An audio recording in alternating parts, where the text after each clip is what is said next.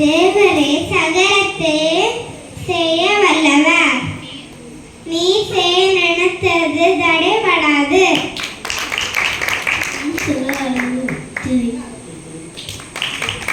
அந்த மனுஷனை நோக்க உன் கையை நீட்டி என்றால் அதை நீட்டினான். மண்கையை போல சுத்தமாயிட்டு. கர்த்தருடைய ஆலோசனை நித்திய காலமாகும். அவருடைய இருதயத்தின் நிறைவுகள் தலைமுறை தலைமுறையாகவும் இருக்கும். சங்கீதம் 33:11. இதோ நான் ஒரு அதிசயத்தை செய்வேன்.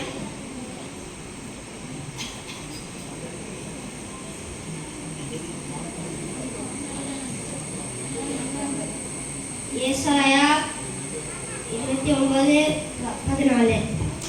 இதோ நான் ஒரு அதிசயத்தை செய்வேன்.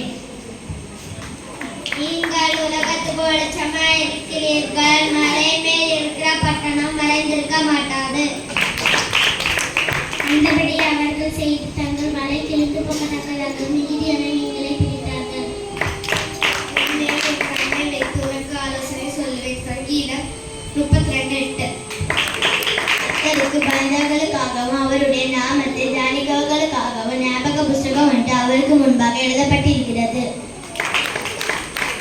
அக்கிரமங்களினாலே மரித்தவர்களாயிருந்த நம்மை கிறிஸ்து உயிர்ப்பித்தார். கிருபையினாலே ரட்சிக்கப்பட்டீர்கள். நீங்கள் கர்த்தரோடு இருந்தால் அவர் உங்களோடு இருப்பார். நீங்கள் அவரை தேடினால் அவர் உங்களுக்கு வெளிப்படுவார்.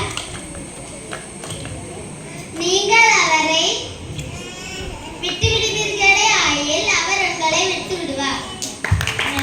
நிலையில் இருக்கிறவர் சர்வ வல்லவர் நிலையில் தங்குவான். நான் கர்த்தரை நோக்கி நீரில் அடைக்கலம் என் கோட்டை என் தேவன் நான் நம்பியிருக்கிறவர் என்று சொல்லுவேன்.